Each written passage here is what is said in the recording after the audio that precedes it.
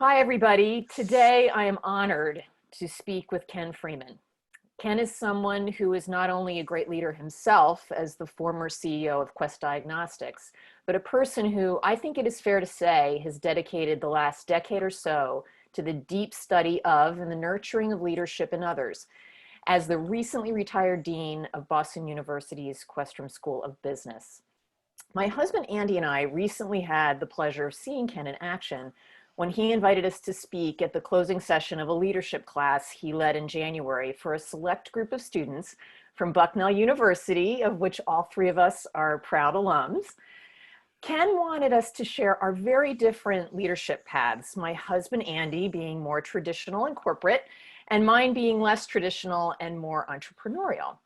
To have the chance to again watch Ken not only share his insights on leadership with this next generation, but to help them identify their unique approaches was a masterclass in what it means to be a leader, and something we hear a lot about, but in my opinion, we don't officially truly understand. And if there is ever a time when informed, intentional leadership was needed, it is now, as our economy, our organizations, and our lives are radically and rapidly transforming. So I couldn't think of anyone better to spend a few minutes with to share his thoughts than my friend Ken Freeman. And welcome, Ken. Good morning, Cali. Good to see you. It's so great to see you. To get us started, I'm going to reference a leadership article you had the Bucknell students read to prepare for your class. It's Daniel Goleman's classic HBR article, Leadership That Gets Results. And why I like it is he has his 6 styles of leadership that I think is a good framing for this conversation. And those 6 styles, just for those of you who don't know the article, are coercive, authoritative, affiliative, democratic, pace setting, and coaching. And what was interesting for me is I hadn't really looked at the leadership literature since business school. So to go back and really look again at what are these different types of leadership, what roles do they play, what results do they get, and then to see you ask the students to be really thoughtful and intentional about how those different styles would play out for them and what they mean. It was really, it just helped me understand, this is more than just to say the theory of leadership. There's real actionable approaches you can take. And I think it's a good time to look at that. So with those styles in mind, what may have worked in the traditional in the office, Monday through Friday, 9 to 5 environment that may have to adapt now as we lead in more flexible, distributed workplaces in an economic environment that is truly challenged? What might that shift have to look like? Well, certainly, Daniel laid out those 6 models, if you will, and some people call them different things, they use different words to refer to them. But thank you for summarizing them for the audience. I think that that in this time, as we think about the world as it's changing, I do think certainly during the crisis, there's a need for authoritative leadership. That's very important, right? Very important to be able to take charge and provide the organization with clarity.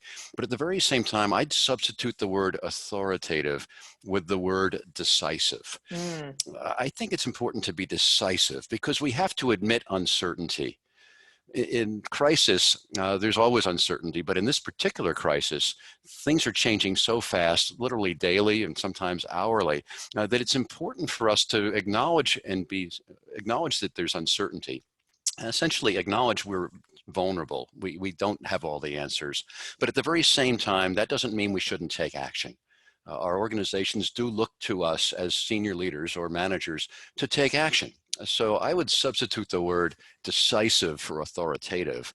And I would also focus on being affiliative. Being affiliative with the organization. Putting people first, if you will, is really, really important in this day and age. Everybody, every individual is feeling some sort of stress related to the current situation. We have so many individuals that are impacted by losing their jobs or being furloughed from their jobs. So we have to support our people in stressful times as well. So for me, those are the 2 areas that I think are most important today and will be with us beyond the crisis, I believe, being decisive, but also being affiliative.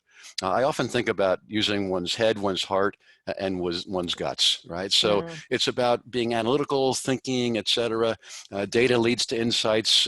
Yes, there's been a lot talked about that over the last recent years, in particular with data analytics, but that's not enough. We have to also use our heart and remember that in the end, the human being, that's what makes organizations, it's people. And finally, having the courage, the guts to make decisions with the information we have, hopefully in the best interest of the organization and the individuals within that organization. Oh, that's wonderful. I love the combination of those two aspects because I think you're absolutely right. Let me ask you a quick question.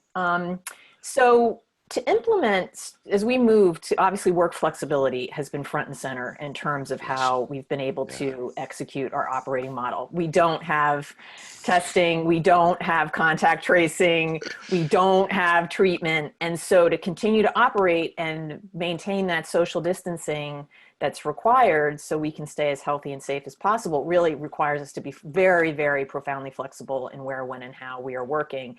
And for many leaders, that is a completely different way of operating. And to implement that really is the marriage between the infrastructure of flexibility, which is, leveraging the technology, the workspace, time, flexible teaming, all of those things we've been talking about. But also it requires a framework of shared leadership between managers, teams, and individuals who are working together in a coordinated way to leverage that infrastructure to get the job done in this very dynamic, changing environment. So when you think of, you have the senior leader, right? When you think of that model of shared leadership between a manager and their team, between a manager and each individual person, what does that mean to you when you think of shared leadership? What does that look like? For me, what shared leadership looks like is, let's just take the words themselves, right? Leading is really creating a compelling vision and then really encouraging the colleagues to really achieve perhaps the unthinkable moving forward. And the notion of sharing is something that not all leaders are willing to accept or pursue. What I see happening right now is with this crisis, we've seen an acceleration of the notion of sharing leadership. The ability to roam around a traditional office environment or manufacturing facility or service center is gone. Yep. We can't have those informal conversations anymore. And now, so the boss, if you will, can't roam around and give orders left and right along the way. We have to trust in our people. Stephen Covey years ago said trust is the one thing that changes everything. Right? He said that's what it is. And so we as leaders, if we aren't willing to start with striving to have a culture that's grounded in trust, we can't have shared leadership. And it starts at the top. We have to exhibit, if we're at the top of the shop, we have to be willing to say, I trust in you and let's move forward. To set some expectations, to go back to the elements that we talked about with our friend Daniel Goleman, but to really say, we trust in you, we're here for you, we're here to support you, but we can't possibly lead the way we were only 3 or 4 short months ago, right? We just can't. No. It's all Zoom all the Yeah. time. It's all doing it Yep. all the time. And I think when we go back to work, this crisis also is creating this scenario to sustain this kind of activity as we go back to work. Organizations are putting in phased processes to return to work. It's going to be not a long time necessarily, hopefully not a long time, but it's going to be some time where we're having staggered returns to the workplace to protect the safety and health of everybody, which is priority number one. And going through that process and taking into consideration that there are individuals out there who have childcare concerns, other Yep. issues, we have to be flexible in that environment. Because options are limited at the moment and will be for a while longer. So I think if there is ever going to be a silver lining from this horrible crisis, it's going to accelerate the notion of workplace flexibility and the ability to, in fact, share in leadership because it's essential during these times. So let's talk about some of the key things you do emphasize, including trust. Yeah.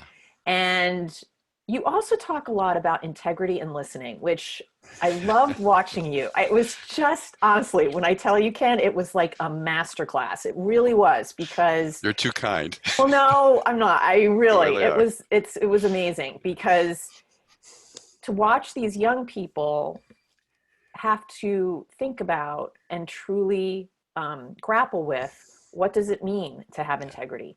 What does it, why is it, what does it matter to listen? And I think it goes back to that aspect of trust, right? Yeah. Is that's the circle of integrity and listening that leads to that trust.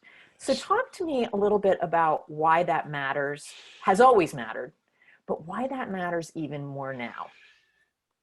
People are looking for leadership. They want a guiding light. They want to feel that they're working in an organization and a community that supports them, that believes in them, and is looking out for their very best interests. And during a crisis like this, health is at stake. This raises the stakes, right? It raises the stakes dramatically. And none of us can promise lifetime employment. That went out the door decades ago. But we can promise to strive to have a safe and healthy work environment, and that we'll do everything we can to serve our employees and to treat our individual employees and collectively our employees with dignity, fairness, and respect. To me, that's a big part of integrity. Another piece of this is empathy, right? This is directly related. And I often talk about a story about when I learned the importance of empathy, being the first performance review I had when I worked at Corning decades ago, when my supervisor, who was a Marine captain who had been in the Vietnam War, I thought he was rough and tough, and I needed to be rough and tough too. And I was competing, quote unquote, with other entry-level analysts, and had my first performance review, thought I'd done a pretty good job, was seeing what this would be. I go into the meeting, and my supervisor says, "Ken, I have a one-word performance review for you." And I said, "What's that?" He said, "Empathy." He asked me to define it. And then I stumbled around, gave him my best effort at empathy definition, and he said, "Ken, empathy, you don't have it." Oh, man. And he proceeded to I've tell never me, heard that story. yes, Yeah, so that's harsh. it was hard. It was hard, Yeah, but you know, listening's important, right? So I exactly. was about 22 years old, fresh out Yeah. of Bucknell, and so he proceeded to tell me that I was doing fine work in terms of my work product, but that the people I was working with, other entry-level analysts, thought I was always competing with them to be the first in, that even the administrative clerical personnel in this accounting area said, Ken's a nice guy, but you know what? I can't stand working with him. And so he said, "Ken, you've got to put on the table that you care for other people, and you intend to you engage with them effectively." It was a life lesson for me. You know, we're always learning about leadership, and to me, empathy is a massive element of building trust. It doesn't mean we should stop being competitive or So that's an pursuing our interesting career point you're plans. going to, because because empathy doesn't mean you're soft. It doesn't mean that you're No, not taking things seriously, and going back to your earlier points around, we have to be decisive. We have to, right? exactly. So empathy does not negate that. Can you It talk a really, little bit about yeah, that? I tend to talk about it as using two hands, right? Yeah. We have the hard hand of being analytical and critical thinking and working to the data and doing the analysis of the problem and then coming to recommendations and solutions. But then and taking action. And then there's a soft hand of engaging with individuals and working together and as a team, respecting each other, treating each other fairly, focusing on the well-being aspects of work as well. And the combination of the two, in my opinion, is what it takes to be an effective leader. So how do you teach somebody? How do you tell, again, it was this wonderful Yeah, masterclass watching well, you try to impart some of this to the next generation of yeah. leaders. And I have to say, I don't know, I know you feel this way. The young people were amazing, like just truly remarkable in how they responded to this. It gave me such hope. I'm like, we are all going to be fine if these are the people that are in charge going forward. They're great. But so we talked about this, that we talked about this afterwards. So few people get any kind of leadership opportunity, leadership learning opportunity like this. So how do you, especially in a crisis, how do you as a leader and in that shared leadership model, because I think we all have to have that hard and soft, right? We as an individual have to have the hard and the soft. We as members of a team have to have the hard and the soft. And as managers, for sure, right? Pulling all that together. But how do you learn that? How do you begin to incorporate that into your own way of being? I don't know. I know, However, right? however, that said, Yeah. Callie, I think that there's no substitute for experience. Mhm. Uh, what I found, at least, I've been studying leadership for a long, long time. You have too, Yeah. and so for many people, the study of leadership or management often ends when the textbooks and the case studies are put away, and and that's unfortunate. And to me, the real motivation here is that we want our colleagues to be thinking about, like, everybody, it can be a leader in an organization. They don't have to be the CEO to be a leader, right? Everybody's a leader. And to be thinking about how they can become more effective at what they do and make a stronger contribution to their organization and have a life that they're even more happy about. Yeah. That's important. And Yeah. but a lot of people don't even think about it. So when I was teaching at Bucknell earlier this year, and it was so nice of you and Andy to join us for those conversations, I started with asking people, helping these students learn about themselves, Yeah. to learn who they are. Hmm. What are their distinctive talents? What is their level of emotional intelligence? They we have some idea about their IQ they're by going to college, and to help them learn a little bit more about their personality as well, and for them to see that emotional intelligence actually is the biggest driver. Hmm. It's the biggest driver, and how we're perceived by others makes so much difference. Back to my empathy story, right? Yes. Right. And so it was really a step-by-step process. And when I go into an organization, I view it as a listening, learning, and teaching opportunity for me as the leader.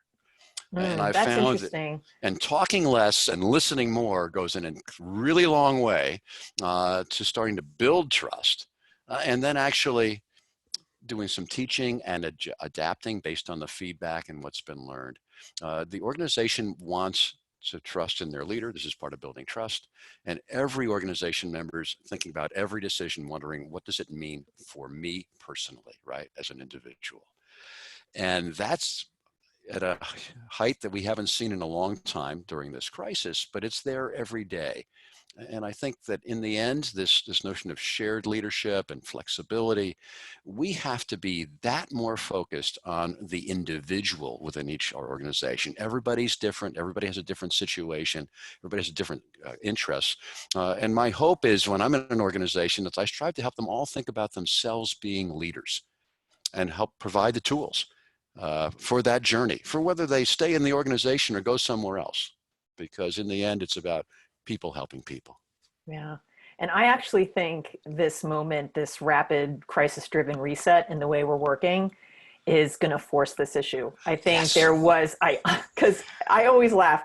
People are like, how do I know they're doing their jobs if I can't see them? And I'll say, how did you know they were doing their jobs when they were sitting there? And I get this sort of blank stare and I'm thinking, okay, so this is going to force some serious leadership qualities in you that was not happening probably. Yeah.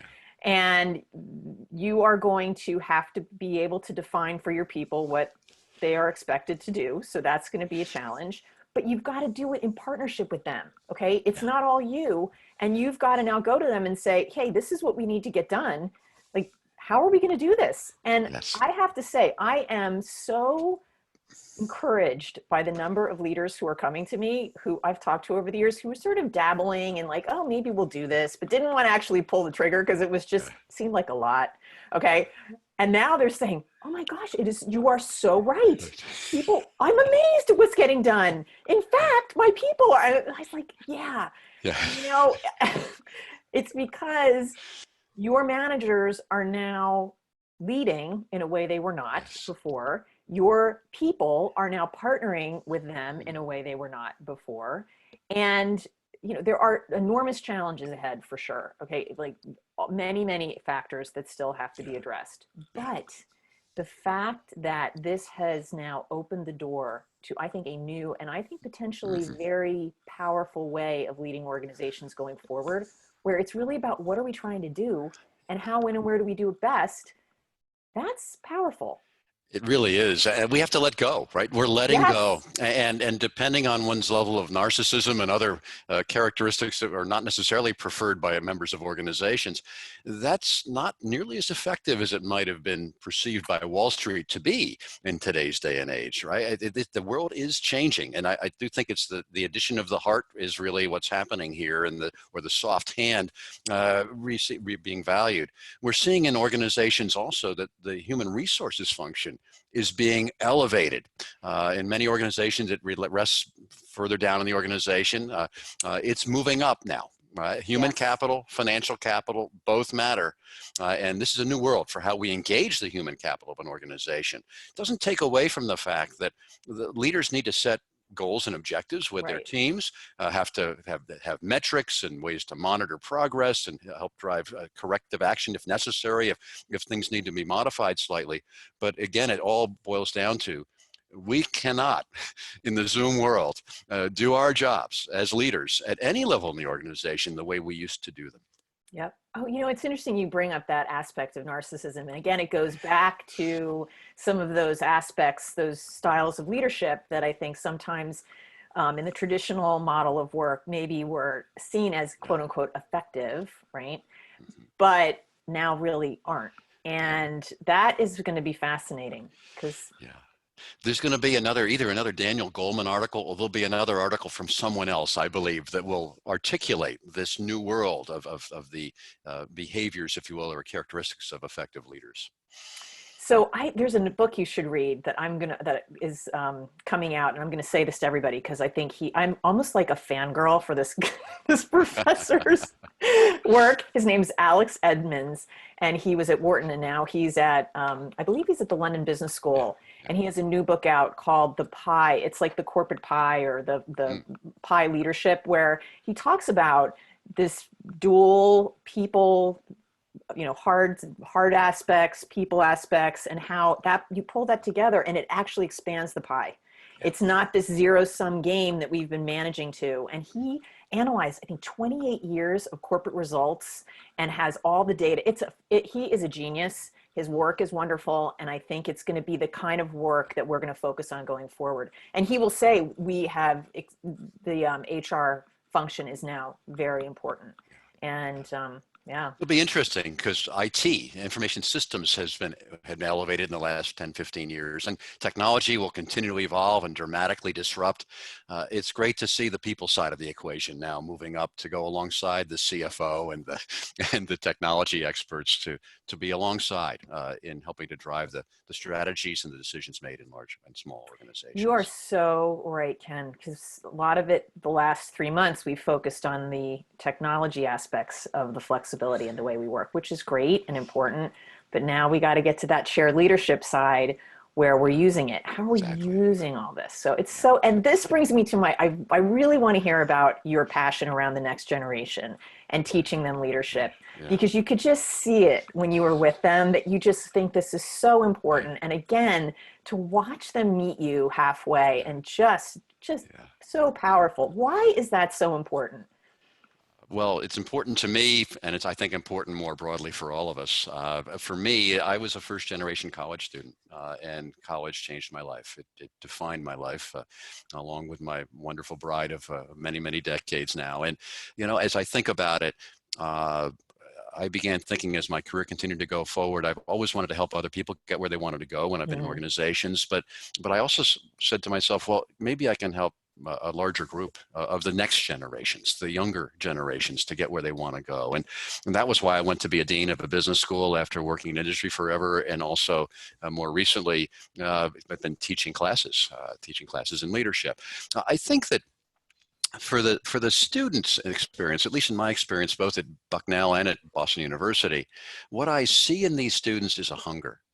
And Mm-hmm. there is a true hunger to make an impact on the world. They know the world has challenges and they want to make a difference. That's motivation for somebody who wants to help give back and help them advance. What I also have found with the students, there's generally some reluctance in the beginning. they're not used to engaging and thinking about themselves. So often in teaching, what happens is students read a textbook, read a case study of something that happened a long time ago, and they're not really interested necessarily in learning about something that happened in 1970.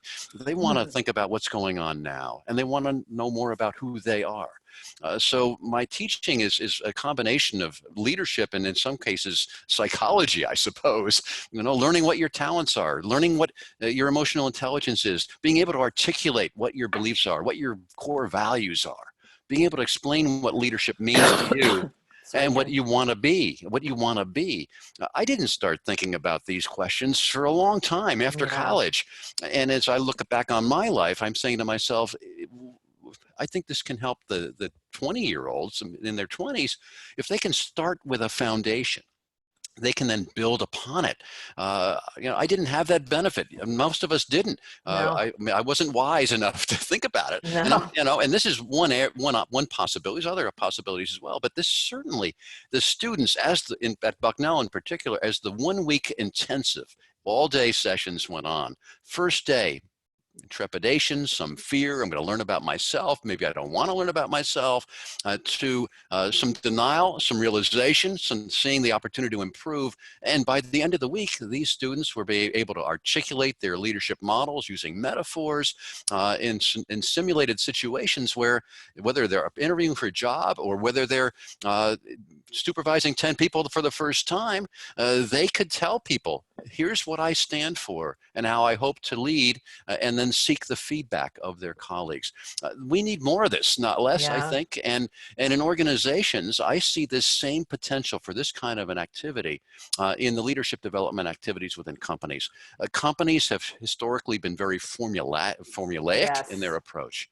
This strives to lead from the heart first. And so obviously I have a big passion for this. I do, I and I love it. believe in the next generation. They are the future of the world, as we were the future of the world when we were coming out of college, and we still are part of the future of the world. But the next generation is what's going to really define things in a tough and difficult environment.